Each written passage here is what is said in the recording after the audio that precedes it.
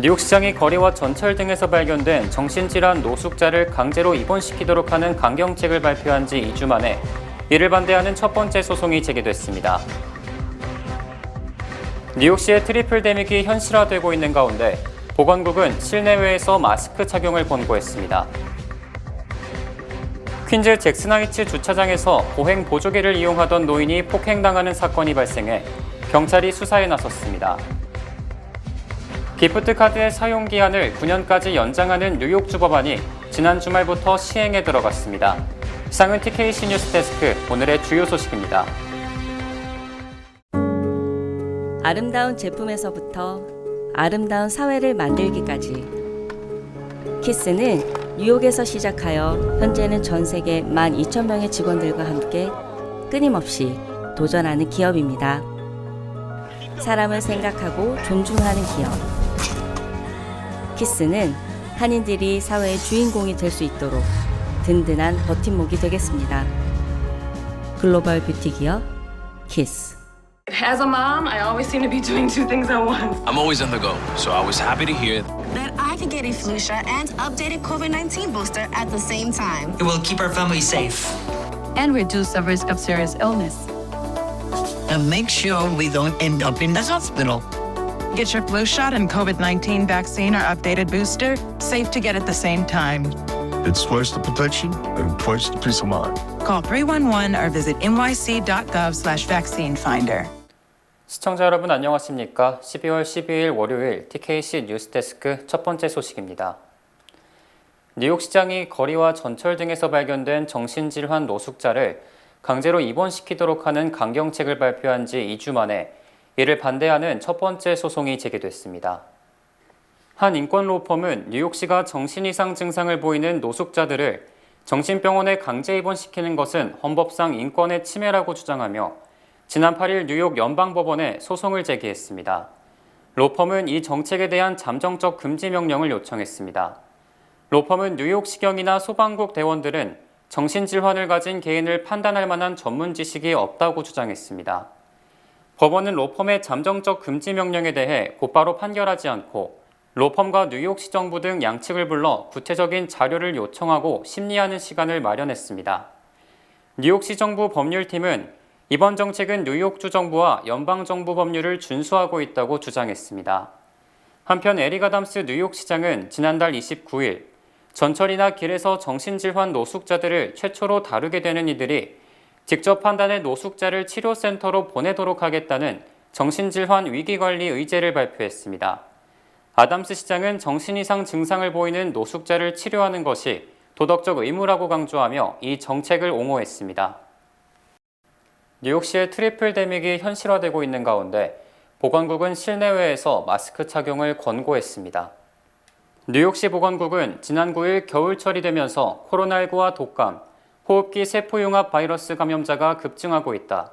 이를 막기 위해서는 백신 접종은 물론 실내와 실외에서도 마스크를 착용해야 한다고 권고했습니다. 보건국은 마스크 착용을 의무화하는 것은 아니지만 사람이 많이 모이는 운동 경기장 등 실외에서도 마스크를 쓰는 것이 좋다고 주장했습니다. 뉴욕시는 지난달 24일 하루 2,400명 정도였던 코로나19 확진자가 지난 7일 3,800명을 기록해 약 50% 급증했으며 독감 환자도 추수감사절 이전 하루 5,500명 수준에서 일주일 만에 11,500명 수준으로 2배 이상 늘었습니다. 특히 어린이들에게 치명적인 것으로 알려진 호흡기 세포 융합 바이러스도 급증해 매주 수천 명씩 신규 감염자가 발생하고 있는 것으로 집계됐습니다. 이에 따라 업데이트된 코로나19 백신과 독감 백신을 접종하는 것이 원초적인 예방법이며 부수적으로 마스크를 착용하는 것이 중요하다는 의견입니다. 퀸즈 잭슨하이츠 주차장에서 보행 보조기를 이용하던 노인이 폭행당하는 사건이 발생해 경찰이 수사에 나섰습니다. 뉴욕시경은 지난 금요일 오후 7시경 잭슨하이츠 35에비뉴에 있는 한 주차장을 걸어가고 있던 85세 여성 노인이 괴한의 습격을 받았다고 밝혔습니다. 범인은 피해 노인을 뒤에서 밀친 후 보행 보조기에 있던 지갑을 훔쳐 달아났습니다. 이후 범인은 잭슨하이츠 루즈벨트 에비뉴 지하철역으로 도망쳤다고 뉴욕시경은 전했습니다. 이번 사건으로 인해 피해 노인은 경미한 부상을 입었지만 현장에서 적절한 치료를 받은 것으로 파악됐습니다. 이에 따라 경찰은 수사에 나섰고 용의자의 모습을 공개했습니다.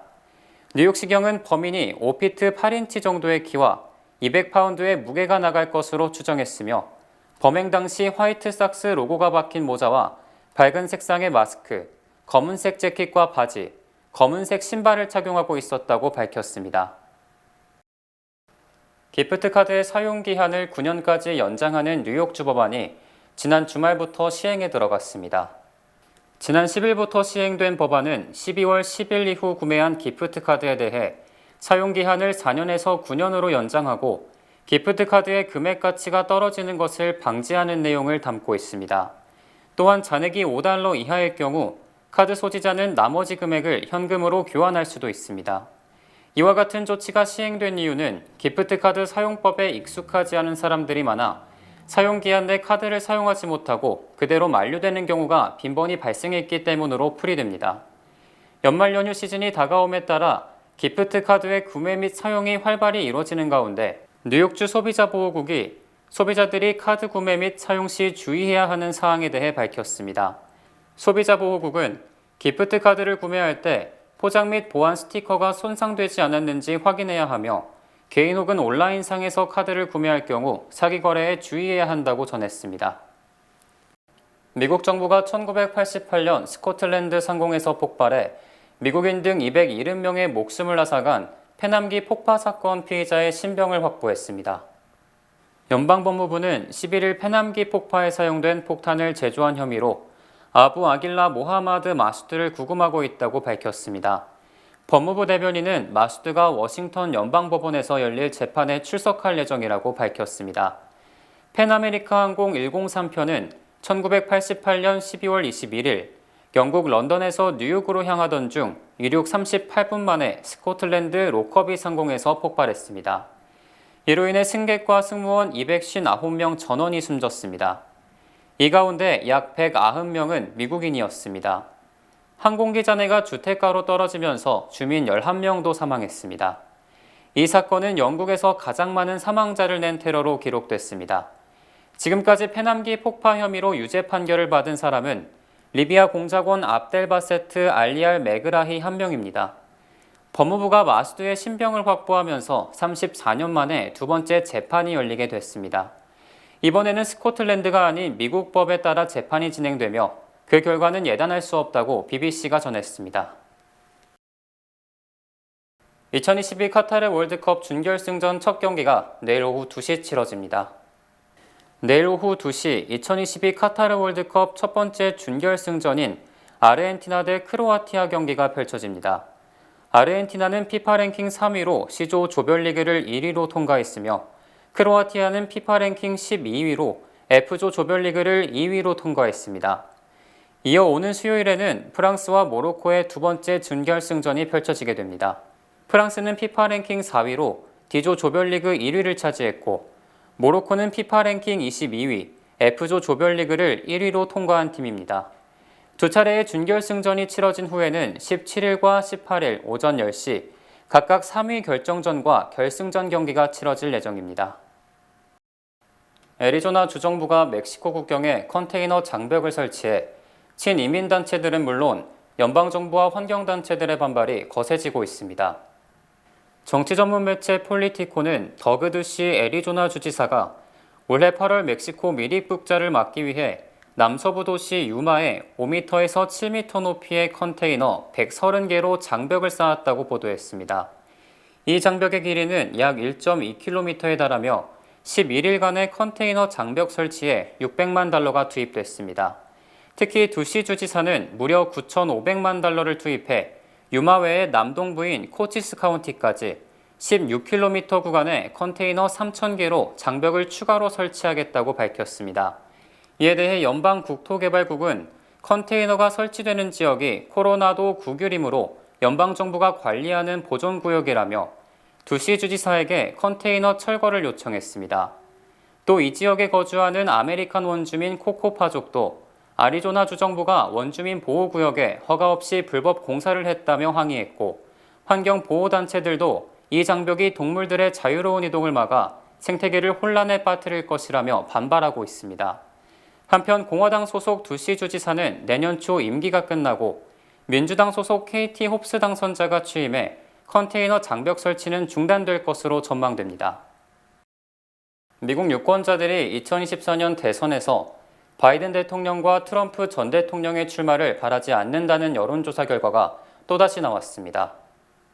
CNBC 방송은 지난달 26일부터 30일까지 여론조사를 실시한 결과 응답자의 70%가 바이든 대통령이 차기 대선에 출마해서는 안 된다고 답한 반면 출마해야 한다는 답변은 19%에 그쳤습니다. 정치 성향별로는 민주당 유권자 중 57%, 공화당 유권자 중 86%가 바이든 대통령의 출마를 반대했습니다. 또 트럼프 전 대통령이 차기 대선에 출마해서는 안 된다는 답변이 61%에 달했고 출마해야 한다는 답변은 30%로 조사됐습니다. 공화당 유권자 중 37%가 트럼프 전 대통령 출마를 반대한 반면 민주당 유권자는 88%, 무당층 유권자는 61%가 반대를 표명했습니다. 한편 바이든 대통령은 중간 선거에서 민주당이 예상외로 선전하자 대선 출마 결심을 굳혔으며 연말 연휴를 지낸 뒤 내년 초 출마를 공식 발표할 것으로 알려졌습니다. 중국이 엄격했던 방역 정책을 풀겠다고 한 이후 공식적인 코로나 환자 숫자는 줄고 있습니다. 반대로 중국 병원은 코로나 환자들로 북적이고 있는데 연휴가 있는 다음 달에 중국의 코로나가 정점을 찍을 것이란 전망도 나오고 있습니다. 베이징 정영태 특파원입니다. 기온이 영하로 떨어진 한밤에도 끝이 없는 긴 줄이 늘어섰습니다. 병원 내부도 환자들로 발 디딜 곳 없습니다. 중국 곳곳 거점 병원에 설치된 발열 진료소에 대여섯 시간씩 줄을 서도 진료받지 못하는 사례가 잇따르고 있습니다. 在北京的话可能每个人都会阳一回那只是早晚的事吗 평소 하루 5천 건이던 베이징의 응급구조 요청 전화는 3만 건 넘게 폭증했습니다. 닷새 전 전국적 방역 완화를 선언한 뒤 코로나 자가진단 키트 양성 사례가 급증한 겁니다. 去容纳这些抗原阳性或者是核酸阳性的朋友们真的是没有足够的地方。 그럼에도 공식 집계 확진자 수는 2주 만에 4만 명에서 8천여 명으로 뚝 떨어졌습니다.